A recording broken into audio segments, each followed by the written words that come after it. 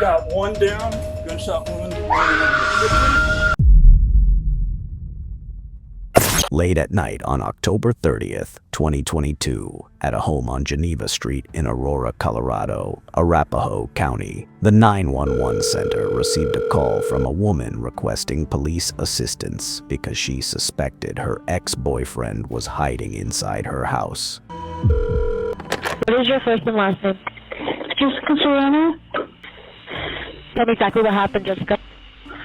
My ex-boyfriend has restraining orders, and he's not supposed to be here around me with this house. And I just found his jacket here, his jeans, and his keys here. Okay. In my closet, hiding. Okay. And I believe he's in the house hiding somewhere. But he wouldn't leave his Hummer keys in laying in my house. Okay. Give me 1 second. Okay. Is there anybody that saw him in the house at all?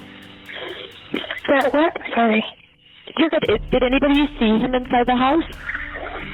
No, but his stuff is here. Okay. Got it. Did you, look around? Did you see him at all or anything? No. Okay. Bear with me 1 second, okay? So we believe he's hiding somewhere. Okay. How many people are in the house with you right now that you know of? 4. Okay. Patrol officers were immediately dispatched to the scene. Sergeant Paul Davis was the first to head to the residence while the call was still ongoing. Do you have cameras around your house? Yes, we do. Okay. Did you see anything on the cameras? I don't. Not at the moment. I haven't because my sister's the one that has the cameras. But I told her to check, so she wouldn't do that now. All right. Is anyone there experiencing any flu symptoms or been asked for self-quarantine? No, ma'am. Alrighty, I do have that in here. Okay, we're gonna go ahead and put them out there. If you do end up seeing him on camera or anything else, just give us a call back, but I have it in, okay?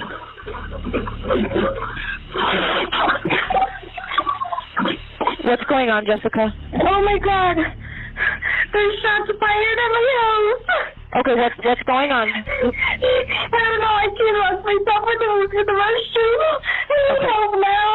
Stay on the phone with me. Help now! Stay on the phone with me. Stay on the phone, okay? Don't hang up. Do you know who shot at the house? No, we don't have to downstairs. Okay.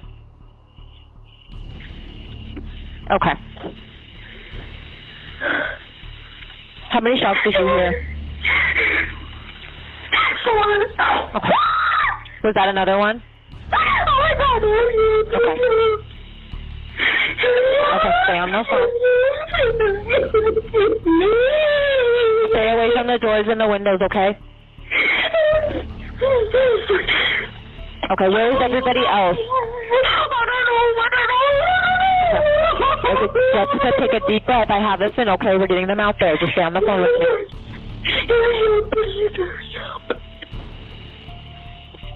Okay. Who's that in the background? Is there anybody with you?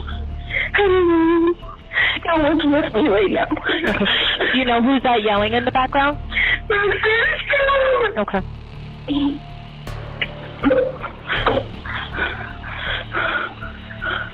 Stay on the phone, okay? Which room are you in?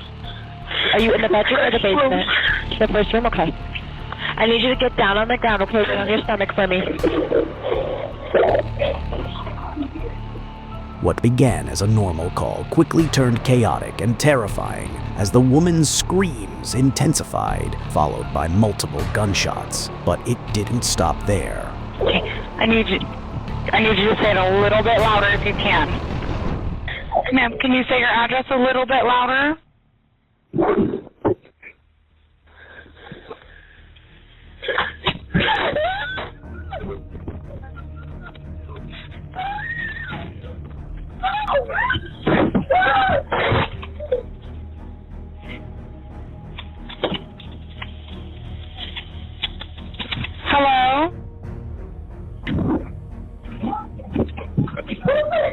Why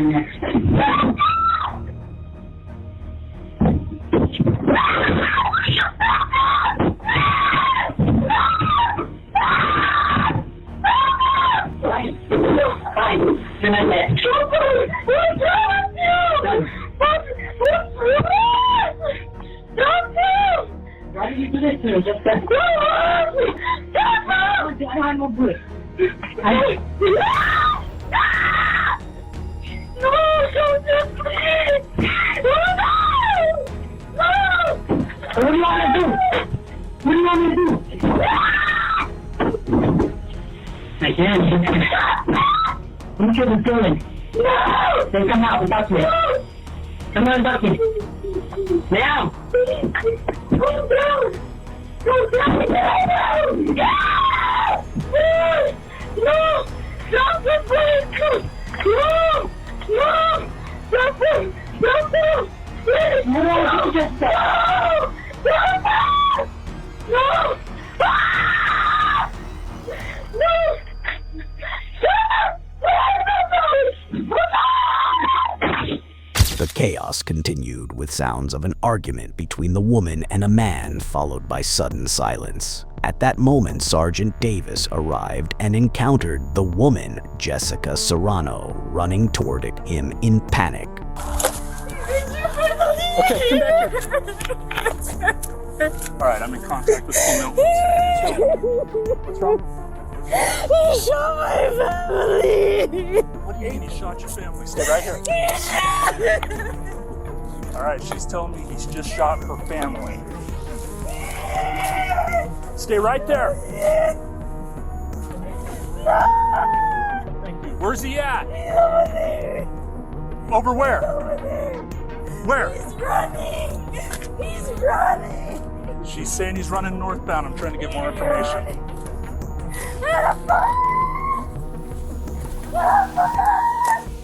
Yeah, that car just comes southbound right there. Check the street.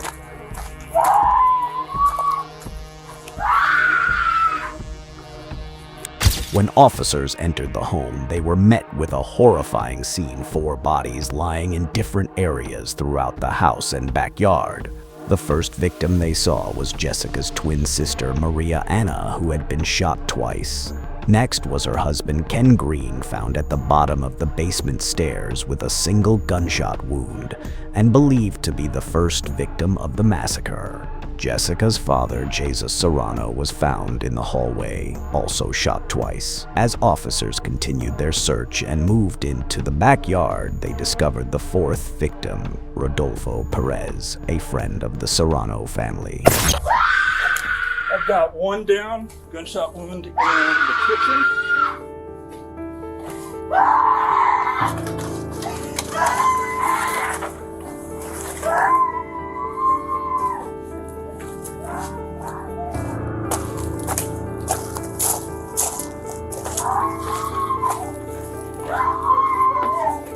Get the female out of here. Get out of here. Ma'am, come on.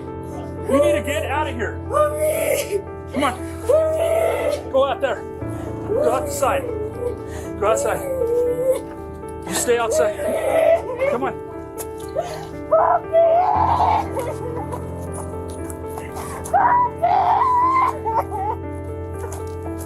I'm trying to get her. What's he look like? Joseph Costarina! What's he wearing? He's wearing a gray sweater. I don't know. He wanted to kill me too, but he didn't have no more bullets. Okay, you gotta come back over. I want you to sit right here. Sit right My dad! Mariana! The girls! What girls? They're in the room! I don't know! Okay, stay here. I need you to stay here. The girls! I might have some girls inside. The girls! Throw this baby a big piece of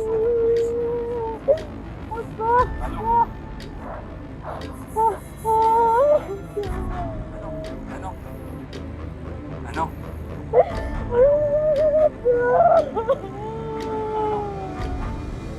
I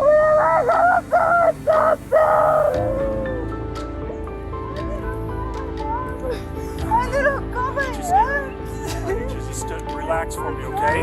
I know. I need you to relax for me, okay? I was telling them to hurry up. I was telling her to hurry up. I know.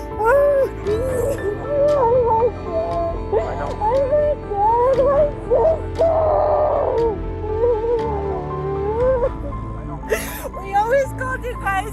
Always called you guys about him. Always coming here, doing this and that. You guys don't arrest them.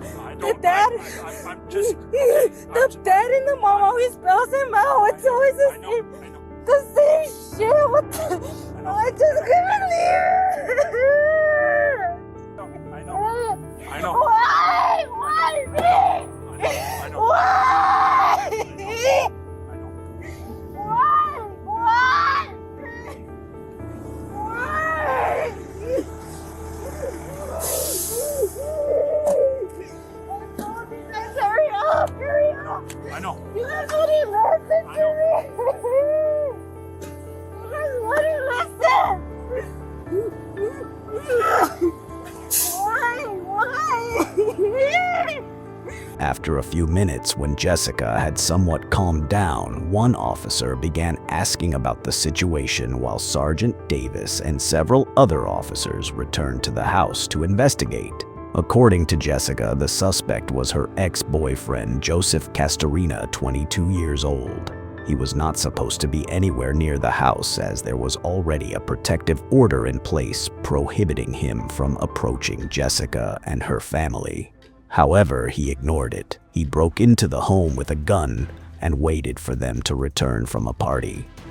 After attacking the family members, Joseph moved into the bathroom, targeting the final victim of the massacre. Jessica managed to grab him and push him into the bathtub. She then ran out of the room and fled the house. Joseph chased right after her, pursuing her through the backyard, then back inside the house and out onto the street. Jessica tried to flag down a passing car, but it didn't stop. Joseph then turned and ran north while Jessica ran south, and that was when she encountered Sergeant Davis. At that point, the officer's priority was to safely remove Maria Anna's 2 young daughters without exposing them to the horrific scene inside. Where are 2? How many do we have in there? 3. They're good. Untouched. Okay, so Kids don't need anything. Kids don't need anything. I'm here, Sergeant. The mom of these 2 little ones. I think those are her sister's kids. Oh, there you go. Yeah, I think those are her sister's kids. So. Well, there's the sister. She's dead. So, can we get those kids out? Yeah, We're gonna hold here. yeah. We need to work on getting those kids out. That lady. We're gonna get them out a different way than Danielle and this. Charlie will take care of those 2 kids. Okay, we need to do it. Okay. Post haste. You want us to leave any stuff in here? Holly, have we, what do we ask for? We're gonna back Have we done a backyard? We have not done a backyard. This is open. No, because she came in after I came in here, and I had to get her out of here. Okay. So I did not do a backyard search. How many fire do we have? If she takes those 2, you're gonna go watch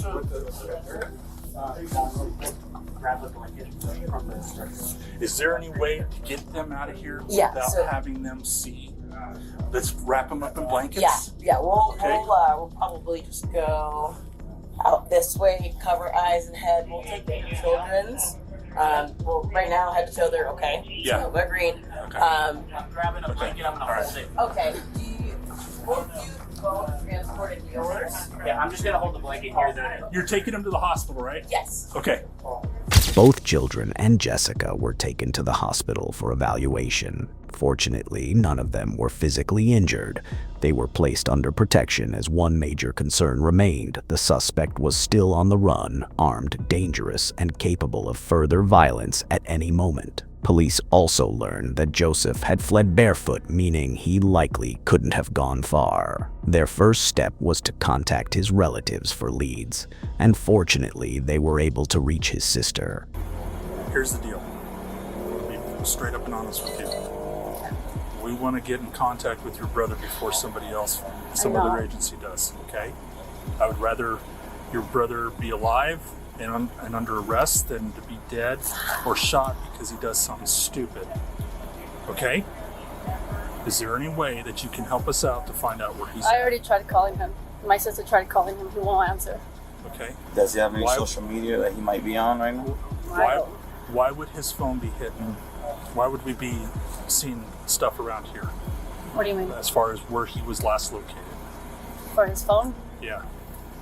Like his phone here? Yeah. I don't know. Surprisingly, Joseph's parents' home was only a few blocks away from Jessica's house. By tracking the signal from Joseph's phone, investigators determined that he was somewhere within a 900-meter radius of the Serrano home, an area that included his parents' residence. His burgundy-colored Hummer H2 was also found parked on a street between the two houses. Is there anybody that he would be living or going to someone's house around here or anything like that? I don't know. I just got home. I noticed my dad and mom were gone. They were over here. I called them. That had happened with Joseph. Okay, so are you cold right now? Yes. Okay. Oh, I'm scared. I'm nervous. Okay. Don't be nervous around us. We're here to make sure that things are good, so there's nobody that's in danger inside your house. Sergeant Davis spoke with everyone inside the house, including Joseph's sister and mother. Through a bilingual officer, they provided details about the relationship between Joseph and Jessica. After multiple attempts to call Joseph out with no response, the team decided to enter and search the home.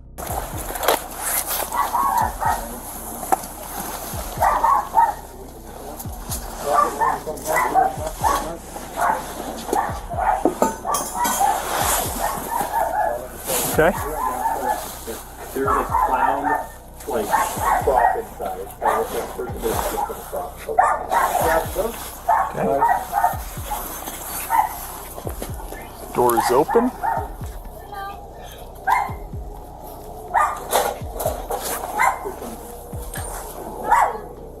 A K-9 unit was deployed first, but found no trace of Joseph. Officers then moved in, clearing each room, carefully alert for any sign of the armed suspect. Somehow, Joseph had already escaped the police perimeter. His phone continued to ping within the same 900-meter radius, but it was eventually found in the backyard of the Serrano home.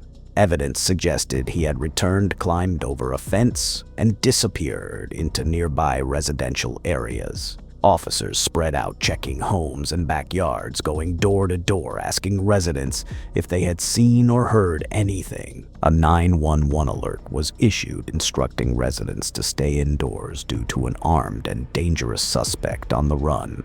Inside the home, investigators recovered the murder weapon and 9 shell casings. Fingerprints on the Kimber 9mm handgun confirmed it belonged to Joseph Castorina. The casings also matched ones previously found in a stolen vehicle. The firearm itself had been reported stolen and was originally purchased in Iowa in 2016. Begun a daylight search of the neighborhood. We even had drones up in the air at first light, and we're now doing a thorough search of the immediate neighborhood because we are concerned and want to find the subject. His name is Joseph Mario Castorena. He's 21 years old. We have to assume he is armed, and we are very concerned and want to do everything we can to find him and take him into custody as soon as possible. His photo has been released on APD social media. If you look at it closely, you will see that he has a very distinctive lion tattoo on the left side of his neck. We're obviously requesting the public's assistance and the media's assistance to find him. If anyone sees him or has any information about his whereabouts, we ask that 911 be called immediately. He has a history involving domestic violence, and I don't have all the details. I'd rather not go into that, but this was an accumulation of events here that led to this. So yes, yeah. Did this have anything to do with the custody dispute? Because that's what some relatives have told us. Well, the children of the suspect and his domestic partner are not even in state. They are they are elsewhere with family and safe. According to local police, Jessica and Joseph had a long history of a toxic and violent relationship. They were never married, but had 2 children together. In the 2 years leading up to the incident, their relationship had deteriorated, significantly marked by repeated arguments, breakups, and brief reconciliations. During that time, Joseph created fake Facebook accounts to message Jessica. Whenever she agreed to meet someone new, she would later discover it was actually him, leading to further conflicts. Some incidents escalated to the point where Child Protective Services had to intervene to ensure the children's safety. This cycle of violence continued until just 1 week before the incident. Jessica and her father obtained a restraining order against Joseph after he smashed her car window, forced her into his vehicle, held her there, and threatened her with a gun. Jessica's mother also revealed multiple disturbing aspects of the relationship. This has been going on for 2 years already. And even the cops know that how many times I've called and my daughter has called. I'm trying to get answers. I haven't received any phone calls from anybody. I haven't heard from my daughters. I don't know anything about my granddaughters. I don't know why nobody has contacted me. The only thing I know is that I want justice, and I want everybody to please find Joseph Castrena. Most importantly, just 1 day before the massacre, their 2 children were removed from the state and relocated to Texas by Child Protective Services. This may have been the trigger for Joseph's violent outburst. Based on this, police considered the possibility that Joseph might attempt to travel to Texas to retrieve his children. Another possibility was that he had fled to Mexico, where he had relatives.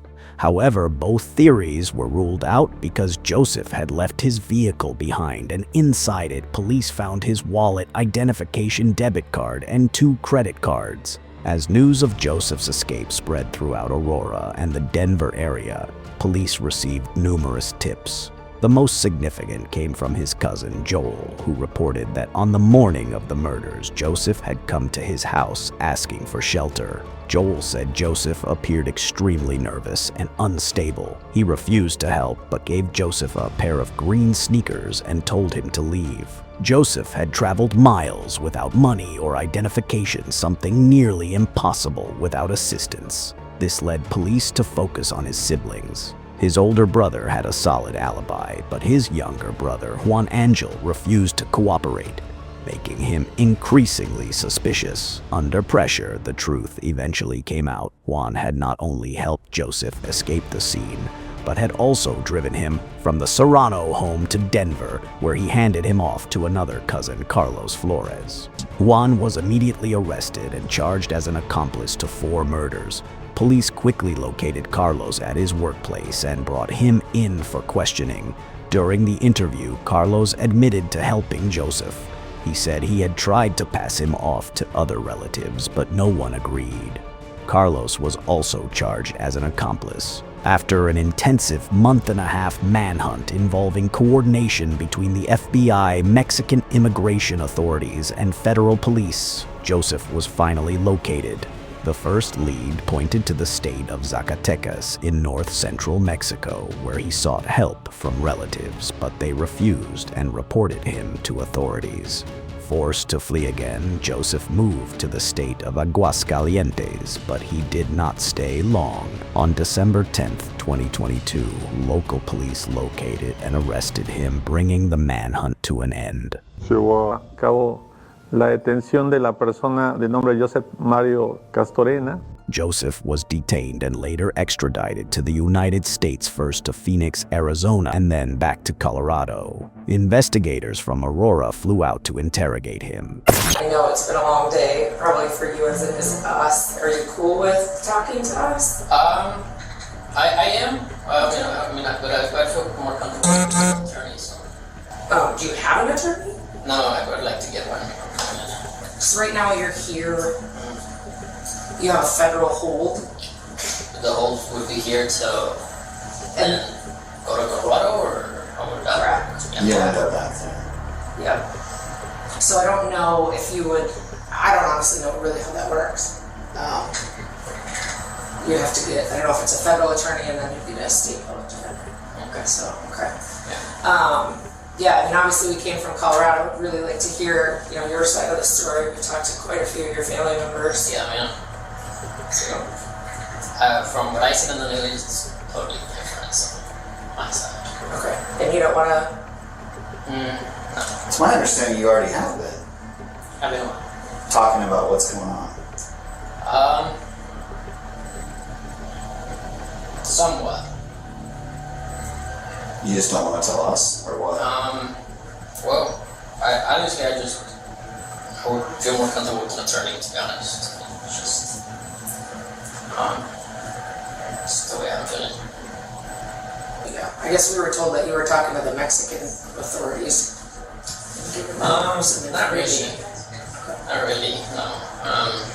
They're a little more brutal, so. Well, you're shaking like a leaf here. Yeah. You know nobody's going to beat the shit out of you in Phoenix, Arizona, so I don't know. What? I said nobody's going to beat you up here. Oh, no, I know. I was shooken up and just was passed out of there. I haven't slept. So, honestly, just 2 hours sleep. I haven't slept since, say, Saturday that I woke up in the morning. I slept at all, so. Yeah, the Mexican police did rough me up a little bit, so. They're not very nice. It's an understatement. Alright, well, like I said, nobody's going to beat you up here, so if you don't want to talk, that's kind of where we're at. Nearly 2 years later, on May 16th, 2024, Joseph appeared in court in Arapahoe County. He was convicted of 4 counts of first-degree murder and 1 count of attempted murder. By September of the same year, he was sentenced to 4 life sentences plus an additional 24 years. Joseph will never be free again, but no punishment can undo the devastation he caused.